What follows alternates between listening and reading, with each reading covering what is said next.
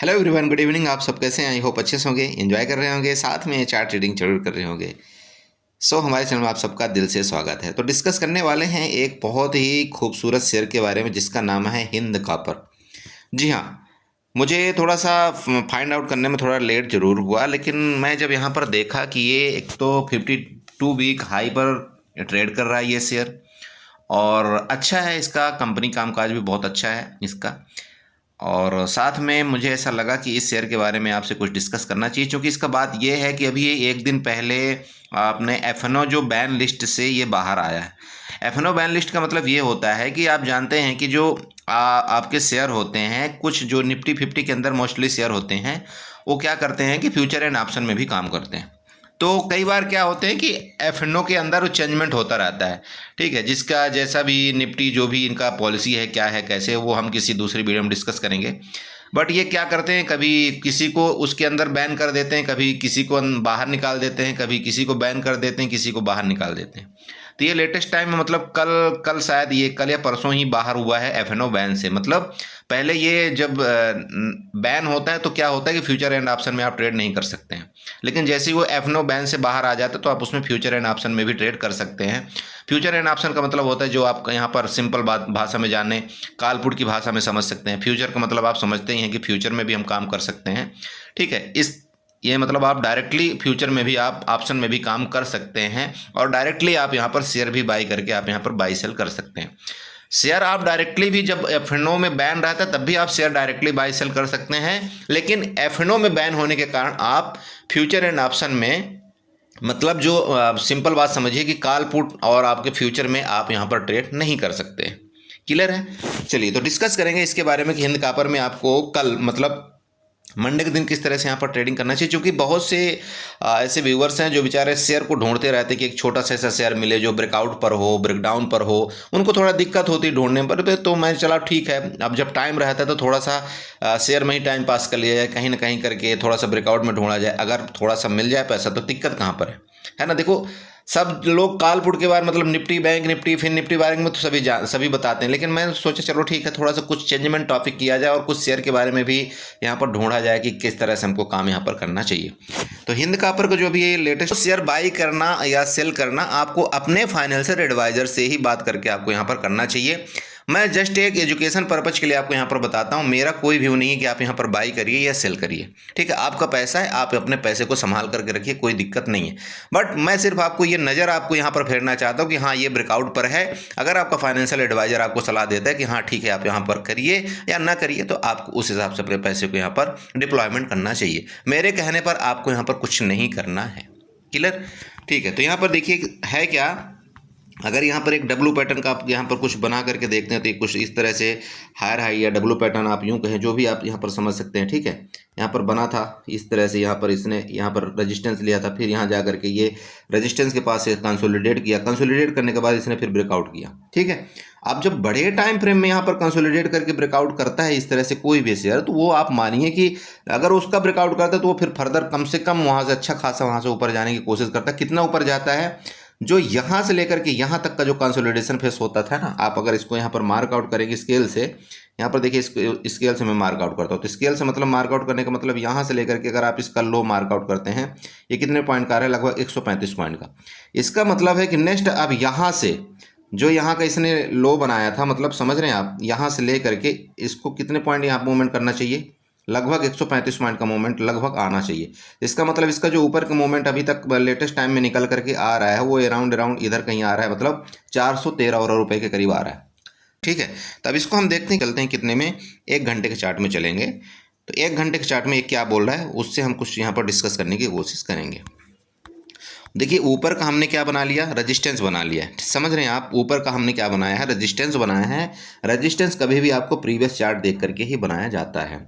अब यहाँ पर देखिए, जब हम बड़ा वाला रेजिस्टेंस बना रहे तब यहाँ पर आपको क्या मिल रहा है, यहाँ पर छोटा रेजिस्टेंस और छोटा सपोर्ट मिल रहा है कि नहीं मिल रहा है। देखिए, जैसे हम 1 घंटे के चार्ट में आए तो यहाँ पर आपको छोटा छोटा कुछ करके यहाँ पर मिल रहा है ना भाई। अरे बड़े भैया, मिल रहा है कि नहीं मिल रहा है, देख लीजिए, आप यहाँ पर देख रहे हैं। तो अब यहाँ पर हम एक आध ट्रेंड लाइन ड्रा करने की कोशिश करते हैं, क्योंकि जानते हैं आप, मैं ट्रेंड लाइन का बहुत दीवाना आदमी हूँ। तो यहाँ पर एक ट्रेंड लाइन हम यहाँ पर इस तरह से ड्रा कर देंगे। ये लीजिए, 1 घंटे के टाइम फ्रेम में हम यहाँ पर एक ट्रेंड लाइन ड्रा कर दिए। ठीक है, चलो ये ट्रेंड लाइन ड्रा हो गई। अब यहाँ पर देखते हैं सपोर्ट और रेजिस्टेंस दोबारा बनाएंगे। सपोर्ट रेजिस्टेंस का मतलब ये है कि हम यहाँ पर एक रेक्टेंगल उठाएंगे, रेक्टेंगल उठा करके ये एरिया को हम मार्क आउट करेंगे और इसके साथ साथ हम ये वाला मार्क आउट कर देंगे। ये लीजिए, कर दिया। अब आपको ये पता होना चाहिए कि यहाँ पर हमको ट्रेड किस तरह से करना है, समझ रहे हैं। अगर ये ऊपर के एरिया का ब्रेकआउट करे, ध्यान दीजिएगा यहाँ पर, जिस दिन भी ये रेंज को तोड़ेगा, मेरी बात आप समझ रहे हैं, जिस दिन भी ये रेंज को तोड़ेगा ना, उस दिन आपको एक अच्छा मूवमेंट मिलेगा ऊपर या नीचे की तरफ। इसका हिंद कापर का कितना है 5300 का, ठीक है, 5300 का आपको लॉट साइज है यहाँ पर हिंद कापर का। इसका मतलब ये हो गया कि आपके पास अगर आप कोई भी कॉल खरीदते हैं, मान लीजिए 5 रुपये वाली, तो 5 रुपये वाली अगर आप कोई कॉल खरीदते हैं तो 5 इंटू आप 5300 कर दीजिएगा। मतलब जो भी मार्जिन लगेगा, मतलब आपका जो भी मार्जिन लगेगा 27,000 28,000 रुपये, वो आपका 5 रुपये वाले ऑप्शन में मार्जिन इतना लग जाएगा। अगर आप एट द मनी कहीं बाई करेंगे तो हो सकता है उसका रेट मान लीजिए 10 रुपये चल रहा हो, तो 10 रुपये का मतलब हो गया आपके पास लगभग यहाँ पर 50,000 का मार्जिन चाहिए, 50,000 का मार्जिन चाहिए, ध्यान में रखिएगा। तब आप इसका मतलब आप कॉल बाई कर सकते हैं एट द मनी का। बट मैं ये बोलता हूँ कि ठीक है, अगर आप एट द मनी नहीं भी करते हैं, अगर आप मान लीजिए कि 5 रुपये वाला भी करते हैं, तो इतना तो होता ही है जनरली कि 20 से 30,000 का मार्जिन तो आपके पास होता ही है, होता है ना। अब यहाँ पर ट्रेड आपको करना कैसे है, ये ध्यान में रखिएगा। मैं आपको ये बताना चाहता हूँ कि अगर आपके पास 20 से 30,000 रुपये का कैपिटल पड़ा हुआ है, अगर आप चाहते हैं कि ट्रेड करना है, तो अब यहाँ पर देखिए पॉइंट आपको यहाँ पर ध्यान में रखना है। देखो, आपको लालच जो ज़्यादा करना नहीं कि नहीं मुझे 1 पॉइंट चाहिए या मुझे 2 पॉइंट चाहिए, मेरी बात आप समझ रहे हैं। चूंकि आप यहाँ पर देखो, अगर आप शेयर निफ्टी बैंक निफ्टी में ट्रेड करते हुए एक रिटेल ट्रेडर तो यही सोचता है ना, चलो 500-1000 रुपये भी मिल जाए तो मुझे चलेगा। अब आपको ये ध्यान देना है कि 1000 रुपये का मतलब ये है कि 1000 रुपये अगर आपको चाहिए तो इसमें कितना पॉइंट आपको मिल जाएगा, तो 1000 रुपये आपका हो जाएगा। समझ रहे हैं मेरी बात।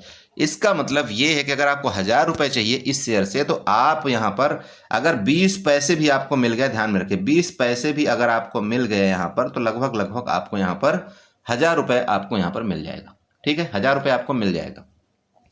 तो आपको देखो ज़्यादा बड़ा लालच में नहीं करना है। अब मैं आपको यहाँ पर ये बताना चाहता हूँ, अगर इसके नीचे ब्रेक डाउन करेगा, अगर आप यहाँ पर पुट बाई करेंगे, ठीक है, तो ये नीचे जब भी ब्रेक डाउन करेगा ना, तो आपको 20 पैसा नहीं देगा, ये डायरेक्ट आपको लगभग 2 से 3 रुपये आपको दे करके जाएगा। और जो इसका नेक्स्ट जो नीचे का सपोर्ट आ रहा है ना, वो इस एरिया का आ रहा है, इस एरिया का आपको सपोर्ट है जहाँ पर इसकी बाइंग एक्टिविटी हुई थी। और यहाँ पर आप देख लीजिए ट्रेंड लाइन जो बनी हुई है, मतलब नीचे अगर ब्रेक डाउन किया इस हमारे इसको बॉक्स को, तो ये आपको कम से कम 2 से 3 रुपये दे करके जाएगा, ठीक है। तो 2 से 3 रुपये दे करके जाने का मतलब आप समझ रहे हैं कि यहाँ पर अगर आपने 25 से 30,000 रुपये भी लगाया तो ये लगभग आपको 10,000 रुपये दे करके जाएगा। अगर आप 2 पॉइंट के लिए भी बैठते हैं तो, ठीक है, 2 पॉइंट के लिए बैठते हैं तो आपको लगभग 10,000 से 12,000 10,000 11,000 रुपये दे करके जाएगा।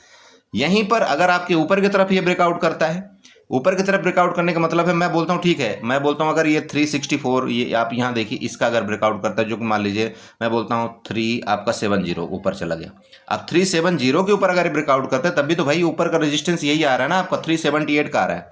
तो मैं बोलता हूँ अगर ये आपका 3 रुपये भी मूवमेंट किया, तो यहाँ पर आपके अगर आपने ओटीएम थोड़ा सा भी बाई किया, मान लीजिए ओटीएम थोड़ा सा बाई किया, तो 1 रुपये का तो मूवमेंट आपका ऑप्शन करेगा ना। 1 रुपये का मूवमेंट का मतलब हो गया आपका 5300 रुपये की प्रॉफिट यहाँ पर, मेरी बात आप समझिएगा। तो अगर आपको 1 रुपये का मूवमेंट संभालने में आ रहा है तब तो ठीक है, नहीं तो आप 50 पैसे का मूवमेंट अगर आप लेते हैं तो यहाँ पर लगभग आपका 2627 रुपये बन रहा है ना भाई।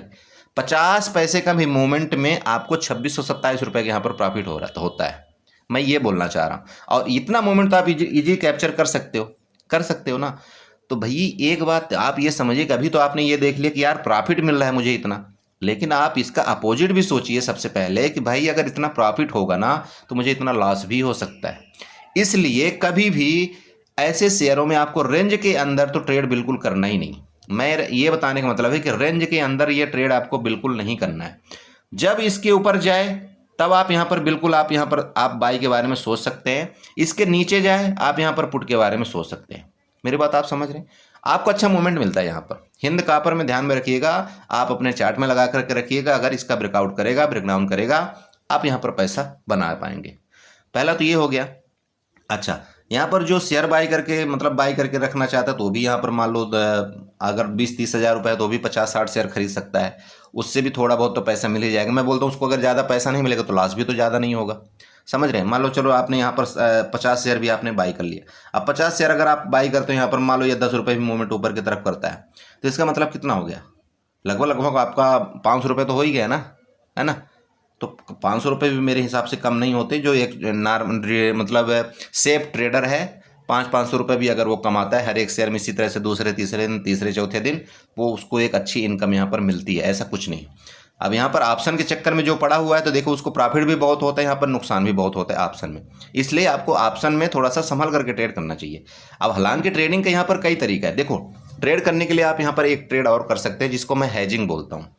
आपको मान लो यहाँ पर आपको जब यहाँ पर लगे इसका मान लो यहाँ पर ब्रेकआउट करे ऊपर की तरफ की, मैं बात कर रहा हूँ पर्सनली, जब इसका मान लो ऊपर की तरफ ये ब्रेकआउट करता है, अब आप भाई ब्रेकआउट के ऊपर आप बुलिश तो हो गए, मेरी बात आप समझिएगा, ब्रेकआउट किया आप यहाँ पर बुलिश हो गए ना, क्योंकि आपका व्यू क्या हो गया कि ये ऊपर जा रहा है, आपका व्यू ये हो गया कि ऊपर जा रहा है, ठीक है। तो आप यहाँ पर क्या कर सकते हैं, ध्यान रखें ना आपका जो एट द मनी है, एट द मनी का मतलब हो गया कि ये आपका 380 का जो भी होगा, मान लो आपका एट द मनी हो गया, एटीएम हो जाएगा ना आपका 380 का, तो आपका देख रहा है कि मार्केट ऊपर जा रही है, मतलब ये आपका हिंद कॉपर ऊपर जा रहा है, तो इसके जगह आपको क्या करना है कि सबसे पहले एटीएम का पुट आपको क्या कर लेना है, बाई कर लेना है। समझने मेरी बात प्लीज समझिएगा, मैं हेजिंग की बात बता रहा हूं आपको एटीएम की आपको पुट यहां पर बाई कर लेना है, पुट बाई करना है, ध्यान में रखिएगा, एटीएम की आपको पुट बाई करना है। और उसके साथ साथ आप चूंकि यहां पर बुलिश हैं, चूंकि आप यहां पर बुलिश हैं तो आपको क्या कर लेना है, हिंद कॉपर का आपका फ्यूचर बाई कर लेना है, ठीक है, आपको हिंद कॉपर का फ्यूचर बाई कर लेना। अब आप बोलो सर इसमें तो मार्जिन बहुत लगेगी, नहीं नहीं नहीं नहीं, मार्जिन नहीं लगती इसमें, आपकी मार्जिन उतना ही लगनी है, कितना 20 से 30 हज़ार में आपका यहाँ पर हो जाएगा, 20 से 30 के में आपका यहाँ पर मार्जिन में हो जाएगा। जितना आपका पुट में मार्जिन लगेगा ना बस उतना ही मार्जिन आपका लगना है, यहाँ पर फ्यूचर में आपका यहाँ पर ज़्यादा मार्जिन नहीं एंगेज होता है, बस थोड़ा मोड़ा होता है। और यहाँ पर आप सेफ भी हो गए, आपकी हेजिंग भी यहाँ पर हो गई। मेरी बात आप समझना, यहाँ पर दो चीज़ में आप सेफ हो जाते हो। डायरेक्टली अगर मार्केट आपके नीचे आ गई तो यहाँ पर आप थोड़ी देर के लिए हैज हो जाते हो, मतलब आपको निकलने का पूरा यहाँ पर मौका मिलता है। और अगर गलती से मार्केट, चूंकि आपने यहाँ पर व्यू ही बनाया था कि मार्केट तो भाई ऊपर जा रही है, तो अगर मार्केट आपके डायरेक्शन में 1 पॉइंट या 2 पॉइंट भी चली गई, मेरे दोस्त 2 पॉइंट भी आपके डायरेक्शन में चली गई ना, तो फ्यूचर जो आपने एटीएम बाई किया था पुट वाला, उसमें आपका अगर ये आपका 2 पॉइंट ऊपर जाएगा तो मुश्किल से आपका जो एटीएम आपने पुट बाई किया था उसमें 50 पैसे का इंक्रीमेंट है, मतलब आपका लॉस होगा। लेकिन आपका फ्यूचर में कितने का इंक्रीमेंट आएगा आपका पता है, 2 पॉइंट का इंक्रीमेंट आएगा, 2 पॉइंट। आप मेरी बात समझ रहे हैं, मैं बताना क्या चाह रहा हूँ, आपके फ्यूचर में अगर 2 पॉइंट आपका शेयर बढ़ता है ना तो आपका फ्यूचर भी 2 पॉइंट बढ़ेगा। और आपका नुकसान यहाँ पर कितना होगा, चूंकि आपने पुट बाई किया था ना हैजिंग के लिए, तो आपका नुकसान होगा सिर्फ 0.5 का। मैं बोलता हूँ चलो 1 पॉइंट का आपका नुकसान हो गया, ठीक है, 1 पॉइंट का आपका नुकसान हो गया, तो 1 पॉइंट तो आप प्रॉफिट में हो ना, 1 पॉइंट आप प्रॉफिट में हो। 1 पॉइंट का प्रॉफिट का मतलब समझ रहे हैं आप, सीधे सीधे 5300 रुपये का आपके यहाँ पर प्रॉफिट होता है। क्लियर, समझ गए। तो देखो भाई, आप लोग अगर ऑप्शन ट्रेडिंग करते हैं ना, ऑप्शन ट्रेडिंग के साथ साथ हैजिंग करो, हैजिंग में बहुत बेनिफिट है, आपका लॉस उतना नहीं होता है जितना आप समझ रहे हैं।